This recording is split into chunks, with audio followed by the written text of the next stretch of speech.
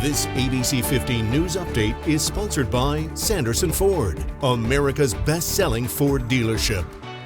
Hello, I'm Christine Stanwood with your top stories from ABC15 Arizona. Extreme weather ripping through Indiana this afternoon. This video showing an apartment building getting thrashed by a tornado.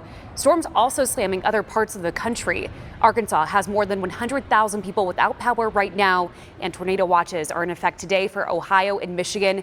Then over on the East Coast, storms are expected to move into New York and D.C., where an estimated 57 million Americans will be under severe thunderstorm watches going into tomorrow.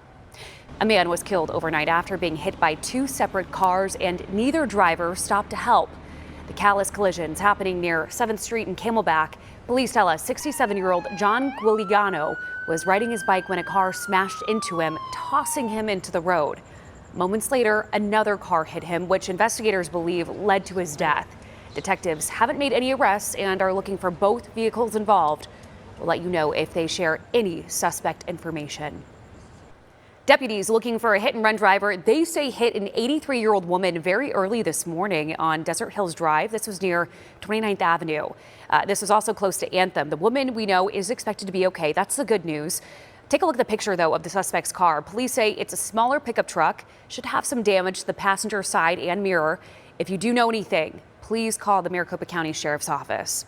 Now to the anticlimactic coup in Russia. The Wagner Group mercenaries were just 120 miles south of Moscow when the rebellion's leader called the uprising off. Here's ABC's Patrick Ravel with new details and reaction from the U.S. Secretary of State. Today, Russia's still reeling from the weekend's turmoil that has left Vladimir Putin looking weakened.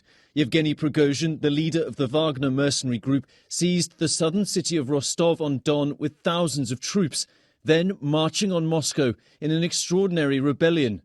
But then, 120 miles from the capital, abruptly halting after accepting a deal the Kremlin says was brokered by the president of Belarus. Despite the reprieve, the US believes the aborted uprising shows there are some serious cracks in Putin's power. 16 months ago, Putin was on the doorstep of Kyiv in Ukraine, looking to take the city in a matter of days, erase the country from the map. Now he's had to defend Moscow, Russia's capital, against a mercenary of his own making. The Kremlin says no one will be prosecuted over the mutiny. The mercenary force was cheered by residents as they left Rostov-on-Don, Prigozhin leaving to Belarus. Prigozhin was one of Vladimir Putin's closest allies, first meeting him as a restaurateur more than 2 decades ago in St. Petersburg. And the relationship until recently between Putin and Prigozhin was close, was extremely close. But for months, he's publicly feuded with Russia's military leadership over Ukraine. On Friday, saying the invasion was based on lies, saying there was no imminent threat from Ukraine or the NATO alliance. As the war in Ukraine continues, President Volodymyr Zelensky saying Putin is scared and that the turmoil shows Russia is weak. The elite are propping up Putin and he needs their support. And at some point, they may see his weakness and they may tire of this war and think that somebody else might do the job of leading the country better. Patrick Reevell, ABC News, Kharkiv, Ukraine. ABC 15 Sports, sponsored by Sanderson Ford. The Phoenix Mercury calling it quits with their head coach. Vanessa Nygaard is parting ways with the team after a 2-10 season start.